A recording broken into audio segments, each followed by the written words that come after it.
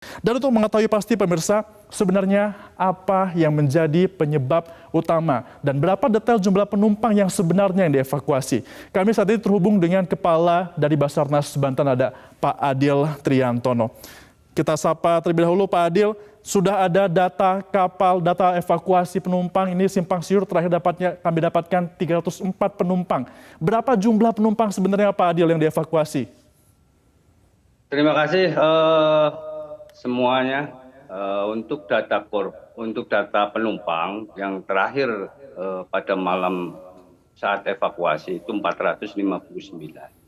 Kenapa terjadi simpang siur seperti ini? Mungkin ada beberapa penumpang yang tidak mengisi terkait dengan di aplikasi. Di ASDP sendiri sudah memberikan aplikasi Verizi. Dimungkinkan ada beberapa yang tidak mengisi terkait dengan aplikasi itu tersebut, sehingga jumlah penumpang itu simpang siur. Demikian, Mas.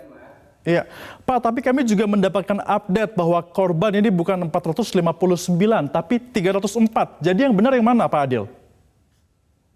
Untuk sementara memang itu data itu dari kemarin kami juga masih ini ya, data yang terakhir ya, data yang kita himpun. Jadi memang itu estimasinya seperti itu.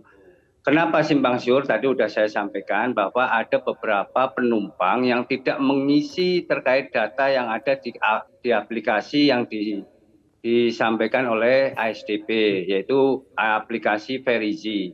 Dan setiap penumpang sekarang kan menggunakan aplikasi Verizi. Demikian. Baik, berarti ini ada penumpang yang tidak mengupdate data di dalam kendaraannya di aplikasi Verizi.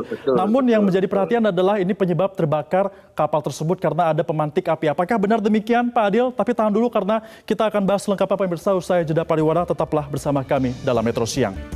Anda kembali menyaksikan Metro Siang, pemirsa. Kita lanjutkan perbincangan kita bersama dengan Kepala Basarnas Banten, Adil Triantono, terkait dengan terbakarnya KMP Roy 1 ini. Pak Adil, tadi kita di perbincangan sebelumnya sudah membahas terkait dengan manifest. Namun yang menjadi pertanyaan, ini terkait dengan penyebab kebakaran. Apakah benar karena bus di dalam kapal tersebut yang memicu api pertama kali, Pak Adil? Oke, terima kasih. Untuk terjadinya kebakaran itu kami di dalam penyelidikan, memang di dalam penyelidikan itu ada 2 bus yang di situ yang menjadi titik kebakarannya ya, ada 2. Jadi 1 bus yang menyebabkan terjadinya kebakaran. Tapi saat ini masih dilaksanakan penyelidikan dari Polair yang melibatkan dari Puslat 4, kemudian dari KNKT. Baik, Apakah Pak Adil. itu memang dari bis atau dari mana? Demikian. Baik, tapi bukankah aturan sudah jelas, Pak ya? Kalau bus ada di dalam kapal seharusnya tidak boleh menyala seperti itu. Betul sekali. Secara SOP yang ada di dalam kapal itu memang sudah tidak boleh menyalakan mesin bisnya ya, tidak boleh, apalagi menghidupkan AC karena akan beresiko seperti ini.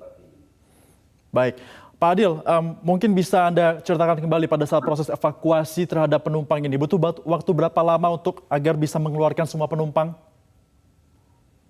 Untuk evakuasi kebetulan kita bersinergi, jadi begitu kejadian kita mendapatkan laporan di Merak, kami bersinergi dari beberapa unsur, ada Lanal, ada Polair, ada BPTD, ada Pelindo, kemudian ada para nelayan, kemudian dari kepolisian, terus dari stakeholder yang lainnya.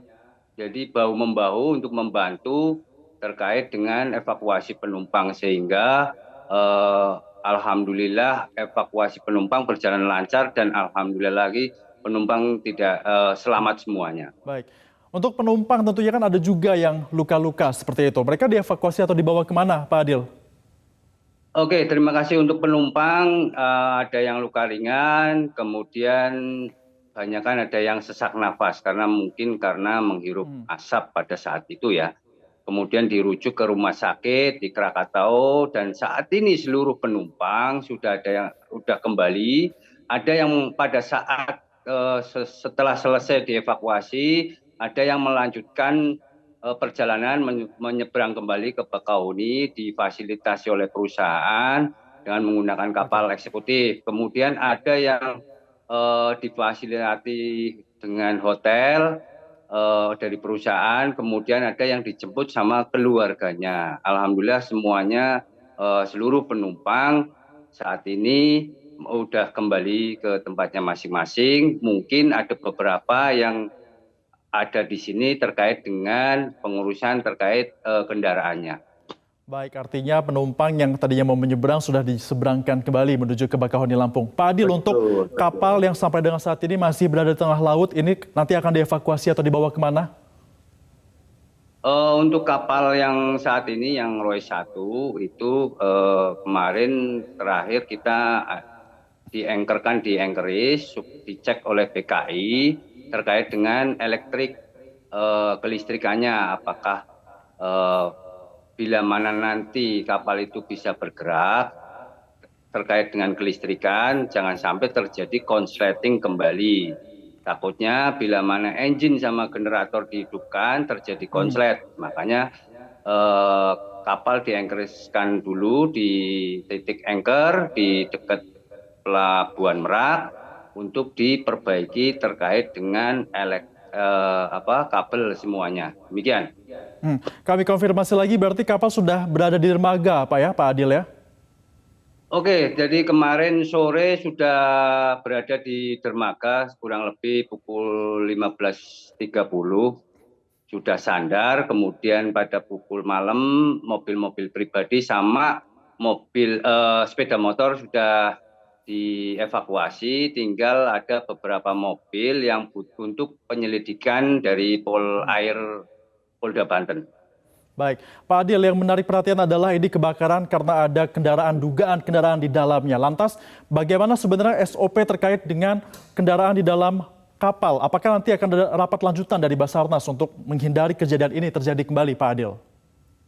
Betul sekali. Sebenarnya SOP sudah dijalankan dari pihak kapal, bahwasannya di dalam kapal tidak boleh menyalakan mesin kendaraan. Itu sudah tertera di dinding-dinding kapal yang mewajibkan tidak menghidupkan mesin kendaraan. Dan kami juga akan rapatkan kembali terkait dengan stakeholder terkait akan kita sosialisasikan kembali terkait dengan SOP pemilik kendaraan wajib hukumnya tidak boleh menghidupkan kendaraan pada saat di atas kapal. Demikian. Baik, artinya SOP sudah jelas, namun perlu kesadaran dari tiap masyarakat yang menaiki kapal agar tidak menghidupkan kendaraannya pada saat kapal akan berlayar. Terima kasih Kepala Basarnas Banten Adil Triantono sudah bergabung bersama kami di Metro Siang. Dan itu dia pembahasan kita pemirsa, semoga saja kejadian ini bisa kembali mencerahkan kepada masyarakat bahwa sekali lagi tidak boleh menghidupkan kendaraan pada saat berada di dalam kapal, pada saat kapal tersebut akan berlayar karena ini membahayakan keselamatan dari kapal itu sendiri.